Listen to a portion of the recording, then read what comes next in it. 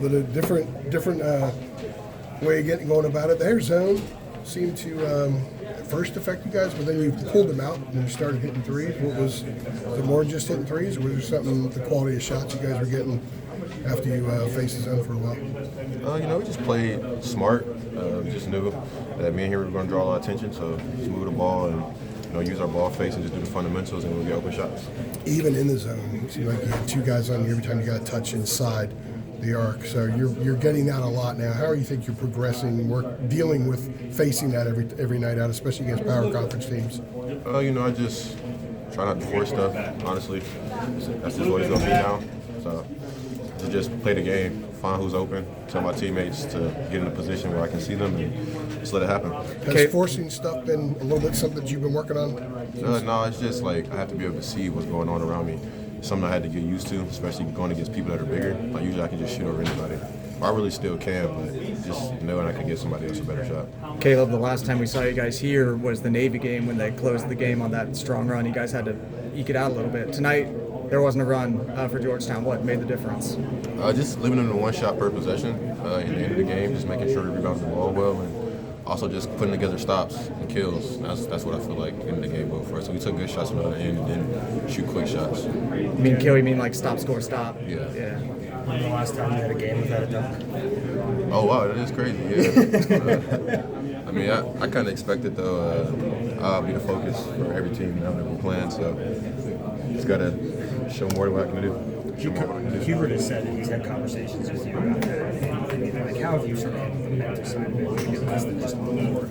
Well, I just watch film more and talk to people and just figure out what can help me, honestly. It's going to happen the rest of the year, and I know it is, so all I can do is adjust to it and get used to it. Is there anybody else other than Hubert or someone on the staff who's giving you some good advice on how to handle it?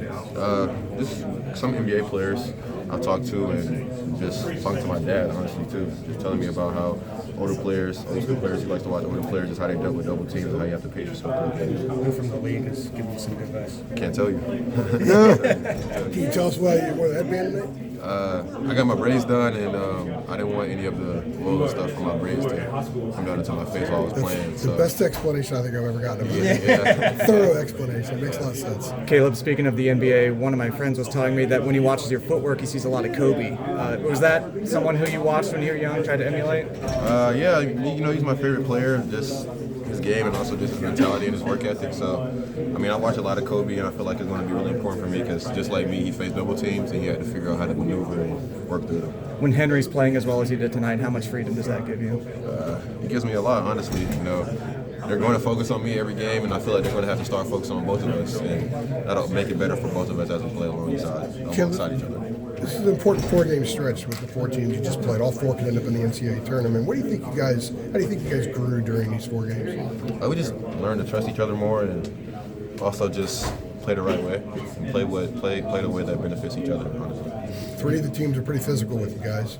How do you think you did against physicality? And do you think you're better now dealing with physical teams than when you went into the stretch? I definitely feel like I'm better. Or you saying me? Well, as a team, you can speak for yourself and as well as a team. I feel like, I feel like I've definitely gotten better, and as a team, I think so too. Just not letting people push our offense out, and staying close to the 3-point line as close as we can be, and just making sure we finish through contact. How about for you? For me, I just play through it. Honestly, it's gonna be physical and being tall and not 250 pounds. Everybody's gonna think they can. When you say play through, you're talking about playing through contact. Yeah, play through contact. Yeah, it looks like more stuff's getting off now. Yeah, and also just knowing that off the ball, like I'm still the focus, so I just can't give up position when I don't have it. Same thing with defense, just knowing that there's always something happening. I think more time to reflect on the 2 games gone, the last 2. Yeah. What do you feel you guys learned about your team splitting those games? I feel like we just learned that we have to trust each other and learn we have to play through adversity. Caleb, you guys were able to string together some threes tonight. Do you feel like that breakout's coming for this group at some point? I do definitely. Honestly, we shoot the ball as a team way better than it says analytically. So it'll just come through time. Like the coaches always say, like the numbers will even out eventually. So that's all that matters. Caleb, I caught the tail end where you were talking about playing through physicality and things like that as far as the defense. Week, so I think it was the 2 big ones. Derek, the last time we saw you guys here was the Navy game where Navy closed the game on that run. You guys had a meeting afterwards. Tonight, there wasn't a run for Georgetown in the second half. You just kind of pulled. What made the difference? Yeah, I think just everyone locking in. Every huddle, we told them finish it, don't let our foot off the gas, and just really being focused on that. Not using up and playing to the finals. How important has Seth been to you guys since he got hurt? I mean, he's still super involved in the team. He's hyping you guys up in the huddle. What has he been like? For sure, his leadership has been great. Even more so, since he's gotten hurt. And just him giving us energy, keeping us confident, telling us what we need to hear. It's been really good for us. You and Kai played together a good bit tonight. What's the dynamic like that, and how's that changed the half-court offense? It's a lot of fun. Being able to play with another on-ball guard, so I think that's really good for us. Either one of us can bring the ball up the court, and both looking for each other, great passers. So it's a lot of fun to play with Kai. 27% from 3 in the first half, 38% from 3 in the second half. When this team is hitting shots, how does that kind of open up the offense? It helped on that 9-0 run to kind of break open the game. Yeah, I think spacing the floor is a big thing. We have such a great inside presence, but them being able to kick it out and us being able to knock down shots. I thought we got some really good looks tonight. Jaron had some really good looks. Those are going to fall. JP had some good looks. Those are going to fall. So we got a lot of good shooters on this team, and we're confident in them when they're open. I think you were first half, and I think that led us to success of that game. Yeah, just you had a couple of those pick and roll to the baskets and everything. And, how were you able to get those going and everything? I mean, I feel like just setting kind of good screens, and the guards did a great job of coming off. I think in the first half, Kyan scored up one of the actions on the side, and afterwards the big guy was worried about that, and then they had 2 quick pocket passes for me, and I was able to score those, and just being able to get that helps a lot. Yeah, I saw you a couple of times today that you were very animated out there, mad or animated toward your teammates or something like that. What was going on during those times? I feel like they're just like emotions during the game. I want to win. I know they want to win. They know I'm not mad at them. It's just love for the game, love for the team. We all want to compete and win. That's about it. I feel like just emotions are high during the game because we got to do a good job to win the game. I mean, it's like you were playing angry. What were you angry about? I mean, I feel like it wasn't even playing angry, just playing with emotion and heart, just having passion for the game. That's about it. Some of that came out when Caleb threw you that long lob that went out of bounds. I feel like just first half we got a little loose at some point. We went on a good run, and then we kind of gave it all back, getting stops because we were throwing the ball out of bounds or like turning it over, and that's just kind of unacceptable. The way we play, it's important for us to keep it like under 10 turnovers. I think at the end we were able to keep it under 10, but I think it was just very loud turnovers in a row, like 2-3 possessions. So I think that we can't do that.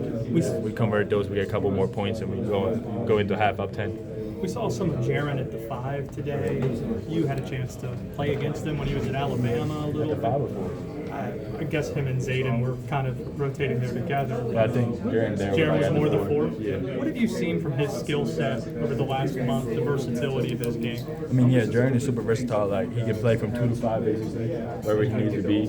Like, he's great. He can board, he can shoot, he can drive, he can set screens. So like, kind of anything. He can block shots. He's an amazing perimeter defender. So like, just having him is like a Swiss Army knife for the coach, kind of being able to put him wherever he needs to be, or like he's just good at everything. And what does it say about the depth of this team, knowing that you've got Seth coming back soon and trying to find floor time? I mean, yeah, for sure. Like, I feel like our team is pretty deep. We can do a good job on defense. We've got good on offense. The bench comes in, and then we had a lot of bench points today too. So that helps out a lot. Just being able to sub, having good substitutions, being able to be ready to be fresh for the games. That's a big time. How's a guy like Derek Dixon, how's he going to help with everything coming in and everything? I mean, he's improved a lot throughout the season. Like, just seeing him every day get better, every game play better than he played the last game. So I think that's huge for us, being able to come in and kind of control the game and just make the passes or make the plays he makes, and just be like strong with the ball, be a good defender. Like, just doing that is the utmost importance for all of us. Just being able to make those plays. One more off the wall question: how much family watch? How much people watch your games from Estonia?